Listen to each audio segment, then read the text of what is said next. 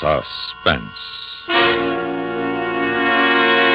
And the producer of radio's outstanding theater of thrills, the master of mystery and adventure, William N. Robeson. What you're about to hear is more than the lurid figments of this writer's imagination. It has happened in the prisons of Michigan and New Jersey, Massachusetts and Colorado, and elsewhere, when desperate men oppressed beyond endurance turn upon their tormentors. Not a prison break, not a prison riot, but a prison mutiny. Listen now as Howard Duff stars in Eyewitness, a tale well calculated to keep you in Suspense. All you want is the background for an article on the state's prison. The managing editor has assigned you because you'd never been inside a penitentiary before. Fresh point of view and so on. But you get the distinct feeling that you're an unwelcome visitor here. The warden makes one thing plain. Of course, anything you may write about the institution will have to be cleared through me. And outside the main gate, your guide, the captain of the yard, comes up with a charming thought. Inside there, you may see somebody you know, or there may be somebody who knows you. They may try to speak to you. If they do, don't answer them, and don't speak to anyone. Don't give anything, don't take anything. Everybody's better off that way. Well, I don't want to seem facetious, but I doubt if any friends of mine are in there. You never know, Mr. Kelly. You never know. And as the guard turns the key and you step inside the prison, you feel that you are a prisoner. You feel you will never walk back through that door alive. The door opens, and you are inside. This here's the yard, Mr. Kelly. The yard. Men. Hundreds of men. Sitting in groups talking, standing in groups talking. A great beast in blue. Each man dressed alike in faded blue dungarees, blue shirt, and blue denim jacket. These are the disenfranchised, the men without names, without citizenship. You step ahead of the captain, and he grabs your arm, and his fingers go deep. On the sidewalk, Mr. Kelly. Oh? Yeah. Sidewalk's out of bounds. To the inmates? Yeah. Why? We gotta have a way to get around, too. Well, why can't we just walk through? You want to get yourself killed, okay, but not when I'm responsible for you. Then you notice something. As you walk along the side of the yard, they're casing you. The men in the group standing, squatting, sitting notice you first, and then the captain, and immediately turn their backs. It's a subtle choreography of a faded blue ballet. A flick of the eyes, a turn of the head, and as you pass, a solid phalanx of backs. Blue denim backs. But the faces, before they turn, they're the faces of men, not convicts. The faces of the boy on the bakery truck, the teller in the bank, the checker in the supermarket, and that old one, a lifer probably, might be the face of your father. And you shudder a little, and you think, the difference between them and you is that they got caught.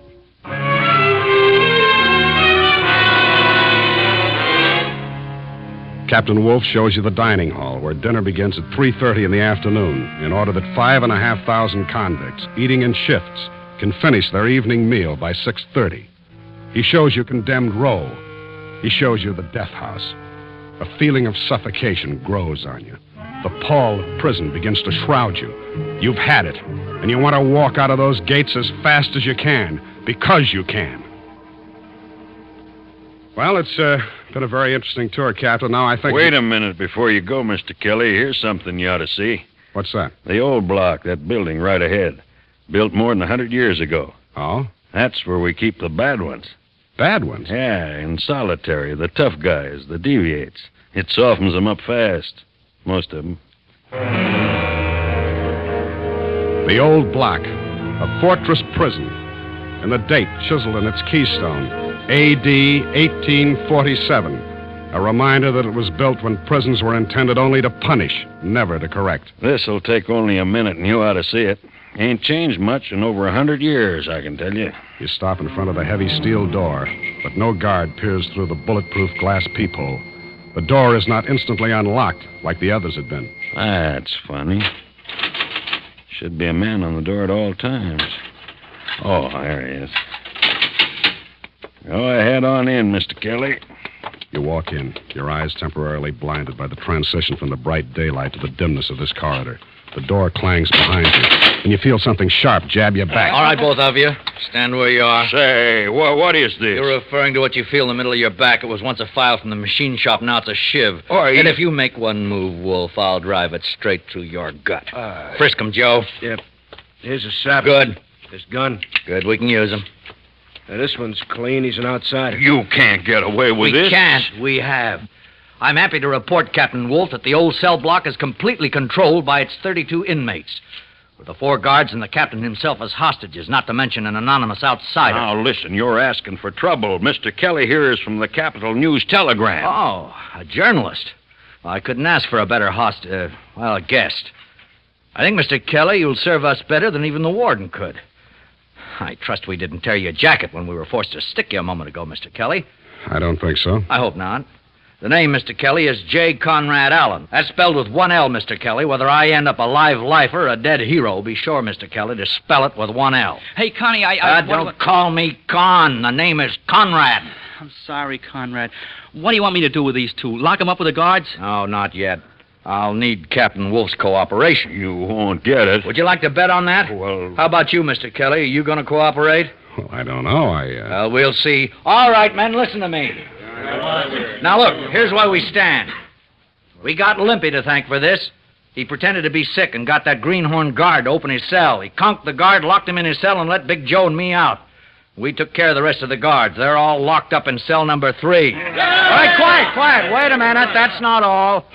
Just after we got them locked up, who should walk in but our old friend, the captain of the yard, Lard Tub Wolf. Wait. I'm next. We also have another guest, Mr. Kelly of the Capital News Telegram. An outsider. He ain't no good to us. Well, don't be too sure about that. Now, there are 32 of us, and we have the guards 4 guns. Now, let's handle this thing in a democratic fashion. Well, what do you want to do next? Let's break out of here. Come on. Oh, wait a minute. Break out, Tony? How far would we get? As far as the yard, do you think? All the way to the slot? With gun guards in every tower? Do you think our 4 rods would get us very far? Yeah, he's right, Tony. We can't break out of here. We can't get anywhere. I say let's get back in our cells and spring the guards. We're only asking for more trouble this way. You would figure that way, Pop.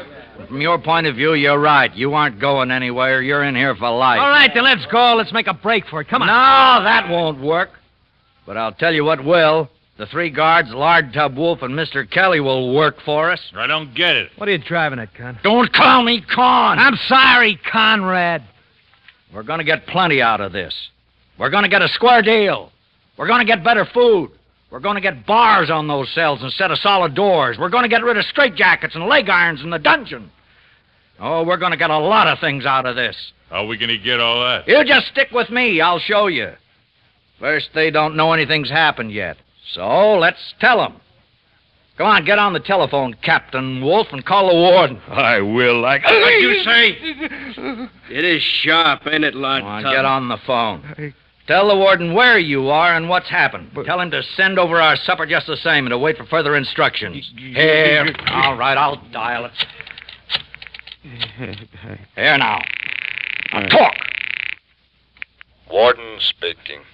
Warden, this is Captain Wolf. Yes, Wolf? I'm talking from the old cell block.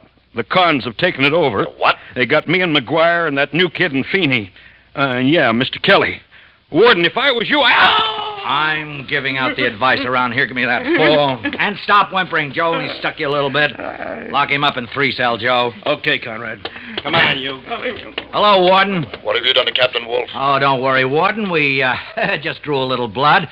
Now, you get this. Who is this speaking? J. Conrad Allen. Oh, number 6720. No, Warden. J. Conrad Allen is the name. What do you want? Plenty, and we don't want any funny business from you. Now, look here. No, you look here, Warden. Now, look, you just sit tight until you hear from me again. And don't you forget to send supper over as usual. I will not. Okay, Warden, okay. Don't send the supper then, but you better send a stretcher, because we're just about to beat up a guard.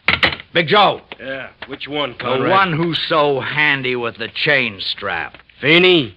Yeah, that's him. Here's his chain. Use it on him. It'll be a pleasure.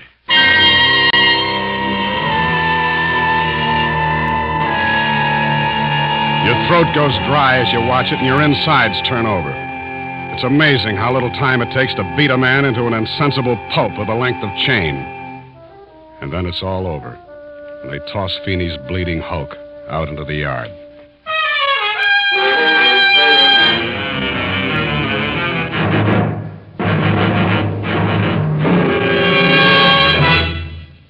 You are listening to Eyewitness, starring Howard Duff. A tale well calculated to keep you in suspense. After they've carried Feeney's broken body away, it doesn't take long for supper to arrive. Rolled up to the door on steam carts by frightened trustees. The men of the old cell block fall to with an appetite you can't share. Not only because the soup is greasy and thin, and the bread rough and thick, but also because you've just seen a man nearly beaten to death. Why, you're not eating, Mr. Kelly. I'm not very hungry. I don't blame you. But after a while, you get hungry in here. You get so hungry you'll even eat this guck. Yeah, I suppose you do. But don't think just because this is punishment food that it's much better in the mess hall. It isn't. It's just more filling over there. Did you have to do it? What? Beat up the guard. Of course. Why? Force. That's the only thing they understand. The guards, the warden. That's the way they treat us. You don't have to do anything. You just have to have a guard down on you. And it can mean 3 days in a straitjacket.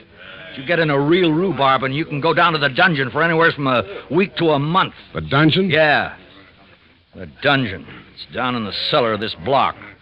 Cells are 5 feet long, 5 feet high, and 3 feet wide. So you can't lie down, you can't stand up, and there's no light. Oh, it's not a pretty place, Mr. Kelly. You see what I mean? I'm beginning to. Okay, Mr. Kelly. It's your story. What do you mean? Oh, Mr. Kelly, for a newspaper man, you amaze me. It's your story. Eyewitness. You gonna let me out? Oh, no, indeed. We need you. Well, then how can I... Phone it in. When's the morning edition go to press? Well, the Bulldogs put the bed at 8:15. All right, you got a little more than an hour. Can you do it? Oh, sure, if I can get a call through. You'll get a call through. Hello? Outside line, please. What? You heard me, Warden. Tell the operator to give us an outside line. What are you trying... Mr. Kelly wants to file a story. Well, no story goes out of here without my okay. No? I bet you're holding a press conference in your office right now, aren't you? Well, so am I. Mr. Kelly wants to file his story. I will not be intimidated. How's Feeney, Warden? Is he resting easy? Who do you want next, McGuire or that green kid who opened the first cell? Name him. We'll deliver him to you in pieces. Look here, Alan. Don't you realize what'll happen to you men? You can't get out of there. You're already in bad trouble, all of you. You've forfeited your chance for parole by breaking out. You've extended your sentences by beating up Feeney. You're only making it worse on yourself. Now, if you don't give up, you'll all spend the rest of your lives right where you are, in the old block. Threats, Warden? You threatening us? What's the matter? Scared? Because we're not. We're sitting pretty, Warden. But you got plenty to lose. You might lose your job. And where could you ever find another one so cushy? You better play ball with us, Warden, because we're playing for keeps. Now get me an outside line. I will not. Okay, Big Joe, go to work on the next goon. Sure. Now, wait a minute, you can't. It's inhuman. I suppose the dungeon isn't. But you can't... Get me that outside line, Warden. Give me your word you won't harm that man? I'll give you my word for now. You get me that line. What number do you want? Get me the Capital News telegram. The managing editor. Yeah, person to the managing editor, Mr. Wiley Brooks. How did you know? And make it snappy. How did you know the ME's name? Why, I've been around some, Mr. Kelly. I needn't warn you, I suppose, not to double-cross us. How could I? I don't know, but just don't. You saw what happened to Feeney. Yeah, I saw. But I have to include that in my story. I want you to. It happened. We're not ashamed of it. Oh, and here, you'll want to include this. What's this? A list of demands. Oh, I want to get that in. I want the warden to see that in print, and the prison board, and the governor. News telegram, Brooks speaking. Hello, Wiley. This is Conrad Allen speaking. Conrad? I thought you were in prison. Yeah, I am. Well, then what's going on up there? We got a flash that there was some trouble. There is. We got a man up there, but we haven't heard from him. You will. Say, what is this? Well, I've never forgotten what you did for me during my trial. Well, I knew you were framed. After all, you were the best City Hall reporter I ever had. Well, thank you. I told you I'd return the favor someday. I got an eyewitness story for you on the mutiny in the old cell block. Well, let's have it. Well, you know me, Wiley. I was never very good phoning a story, and I think better to typewriter, so, I'll turn you over to your Mr. Kelly. Is he there? Yeah, he's one of our hostages. One of you? Take it from here, Mr. Kelly. Hello, Wiley. What are you doing up there, Bob? I'll fill you in when I get out of here, if I get out. Right now, here's the story. Ready? Ready. At 3:43 this afternoon in the old cell block at State's Prison, John J. Casey, alias Limpy, You dictate the story as fast as you can, including the mutineers' list of demands. Abolition of the dungeon, better food, abolition of the use of straitjackets, chains, whips, and blackjacks, and no reprisals against the prisoners involved in the mutiny. Well, that winds it up as of this minute, Wiley. Wait a minute. I got something to add. Just a minute. Conrad Allen, that's spelled with one L. I know. He wants to add something. Hello, Wiley. Yes, Conrad. Look, I got 3 guards left. Now, your bulldog still hits the street at 10 p.m., doesn't it? That's right. Well, if they don't meet our demands by midnight, we beat up a guard. The next one goes at 4 a.m., the last one at 8 o'clock tomorrow morning. You can print that. Yeah. Okay, Conrad, but listen. Let Bob Kelly out of there, will you? I need him on this story. Wiley. He's on the story, and we need him. And if they don't give in by 8 a.m. when I run out of guards, I'll need your Mr. Kelly very badly. You hear it, you don't believe it. And then you think of Feeney. You're not so sure. The time drags on. Some of the men go back to their cells to sleep in the unaccustomed half-freedom of open doors. A couple of them pull the doors quietly shut because sleep is impossible with the doors open. 8 o'clock. 9 o'clock. 10. Well, paper's on the street now. 11 o'clock. The tension mounts. Slowly, Conrad's midnight deadline approaches. The hands creep toward 12. They meet, point upward. 10 seconds. 15. Nothing happens. Okay, boys. Who's next? How about McGuire, the blackjack specialist? Use his own on him. Okay, Conrad.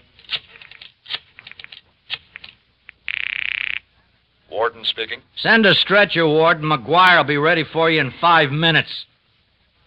Here's your answer, Conrad. Hey, the lights! Somebody turned off the lights! So that's the way he wants it.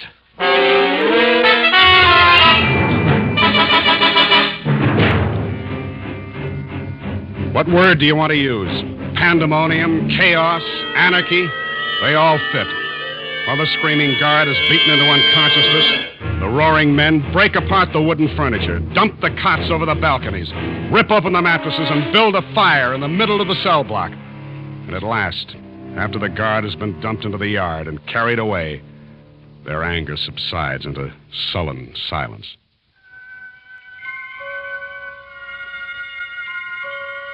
Four more hours drag by, and at last Conrad's next deadline arrives. Ready to give in, Warden? Are you thirsty, Conrad? What do you mean? You will be. Why, the crummy... Hey, Limpy. Yeah. Turn on the water tap in your cell. Huh? Turn it on. It's just a trickle. It stopped. Well, come here. Yeah, Conrad. Look, keep it to yourself, you understand? Yeah, but what does it mean? They turn off the water? Well, just keep it to yourself. Don't tell the other guys. Oh, they'll find out soon enough. Yeah, but let's not tell them, huh? Let them find out by themselves. Look here, Conrad, don't you see they got you licked? No, they haven't, Mr. Kelly. They're scared. They're plenty In scared. the name of humanity, why don't you stop this? Stop now. We can't stop. Hey, Conrad, something's going on outside. What is it? I can't tell. Sounds like digging out and back.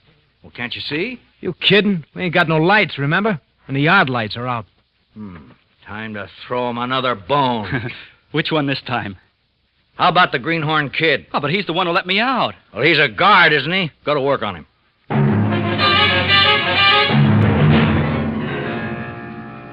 So the Greenhorn Kid gets his and is dumped into the yard. And you sit and wait in the darkness until gray light spreads over the gray walls and through the tiny windows, turning the blackness of the block into a lighter black. And one by one, the men awaken. Hey, Conrad, there ain't no water on the taps. I know. What is this? They turn off the water? Yeah.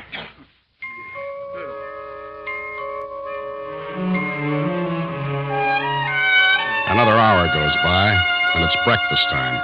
Hey, Conrad, when do we eat?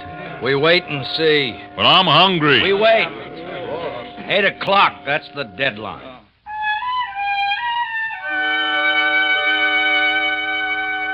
And at last, 8 o'clock. Okay, boys, this is it. All right.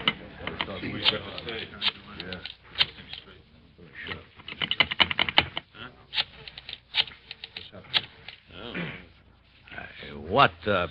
Well, what's the matter, Conrad? Phone, kid. They cut off the phone. What? Gee, Conrad, what we gonna do? We got no lights, no water, no phone, no food. I told you, son, we better give ourselves up. Oh, go back into your cell and get lost, Pop. But what are we going to do, Conrad?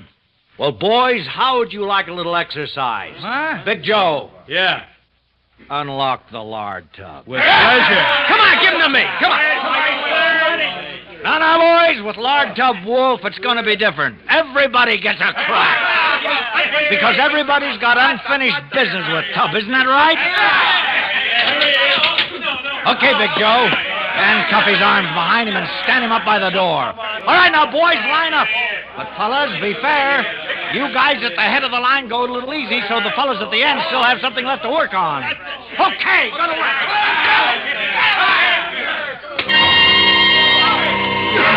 You thought you'd seen cruelty before, but this is mass bloodlust. The tormented turning on their tormentor. Each man delivering his retribution on the captain of the yard. Calculatingly, deliberately, one with a fist, another with a foot, a third with a length of chain, still another with an iron cot leg, and you turn away. And the effort of your retching blots out the sounds of agony and empty victory. Good old Lard Tub. Boy, I got an idea he might quit his job. After he's able to walk again. Hey, Conrad, I just thought of something. Yeah, what's that? What are we going to do next? Nothing. It's their move. Yeah, but we ain't got any more guards to beat up. That's right. But we've still got Mr. Kelly. Your heart stops beating for a long instant as the wild, bloodshot eyes of 32 desperate men center on you. Yeah, that's right. I was forgetting. We still got Mr. Kelly. Now, wait a minute, Conrad. He ain't done nothing to us except do us a favor. He got the story out for us. Now, listen, boys, let's not get ethical. We're all in this all over our heads. If Mr. Kelly's what it takes to win our point, we'll use Mr. Kelly. Now, look, I don't think You're it's right. not supposed to think. I'll do the thinking. You agree with me, don't you, Kelly? You'd do the same thing if you were in my place, wouldn't you? You're asking me. You don't know how long you sit there across the table from Conrad. Time has stopped. You wait. Conrad waits. The men wait in silent little groups. You wait for the next move, the warden's move. And at last it comes. You men in the old cell block. Hey. What's that? Yeah, just pulled a loudspeaker truck into the yard. Where? Oh, yeah. Can you hear me? I'll break out this window. Yeah, Warden, I hear you. I'm not talking to you, Alan. I'm doing the talking for the guy. I'm talking to all of you men. I've just come from a meeting with the prison board and the governor. We're in agreement that we will not permit the authority of this state to be bullied by a tiny group of men who haven't even the rights of citizens. Make it simple, Warden. You turning us down? I'm willing to discuss your grievances with you, but I will not be forced to give in to your demands. That's final. Now, men, I urge you, come out of there peaceably, and we'll see what can be done for you. Thanks a lot for nothing, Warden. We'll sit tight. Men, don't listen to Alan. He must be crazy to keep you there, and I think he is keeping you there. Now listen to me. I've cut off your lights, your water, your food. I could let you rot in there, but I don't want to do that. Come out peaceably. Ah, go blow it. All right. I will. My watch says 17 minutes after 9. Exactly 9:30, I will blow up the cell block. You're bluffing. You think so? During the night, we planted dynamite all around the building. Hey, Conrad, you remember I said I heard noises out there during the night, huh? Yeah. You men, don't listen to Alan. Listen to me. Now, you've got 12 and a half minutes to make up your minds. You're forgetting something, Warden. We still got the newspaper reporter in here, Mr. Kelly. I can't be responsible for him. I got all my cards out. I won't bargain any further. There's just a little more than 12 minutes. Think it over, boys. Well, Mr. Kelly, looks like you aren't as valuable as I thought you'd be. I'm sorry about that. Well, we're licked. We gotta give in. Give in! Give in after we've gone this far? Give in and lose everything? Do you realize that in this state they can give us all life for what we've done so far? Me, I'd rather be blown up than spend the rest of my life in this hole. No, Conrad, please, you gotta get us out. It's all your fault, you little punk. What do you mean? If you hadn't cocked that greenhorn guard yesterday just because you wanted to make up to Conrad, we wouldn't be in this fix. Lay off the kid. Well, you little jerk, I ought to break your I head. said lay off the kid!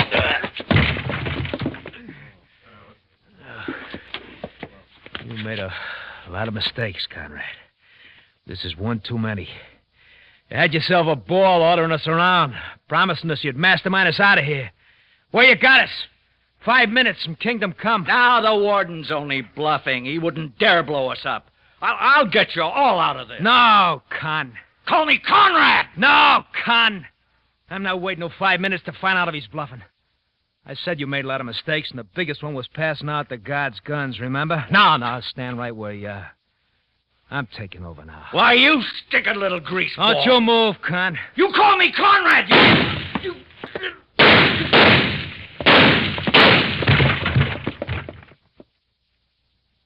Less than 5 minutes, boys. I'm going out. Anybody joining me?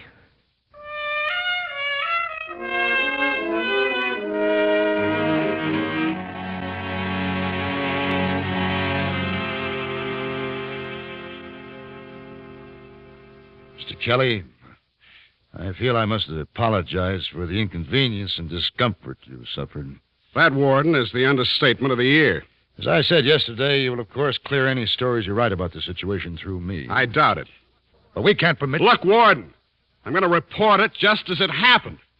And when I get through, I don't think J. Conrad Allen, spelled with one L, mixed up and twisted though his values may have been, I don't think he will have died in vain.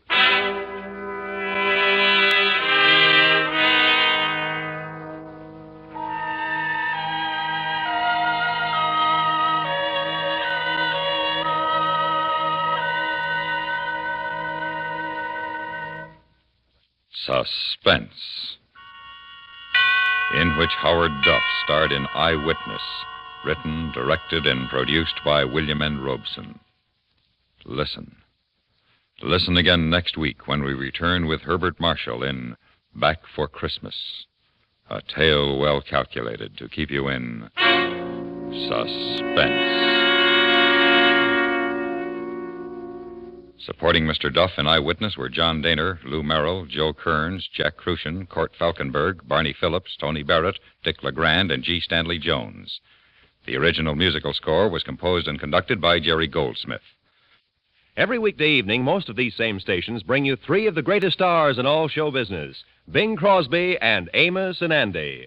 In their music hall, Amos and Andy let still another star, the Kingfish, join the proceedings as they play host to lady wrestlers, symphony conductors, and anyone who will make music or laughter or both. Hear them every weekday night on CBS Radio.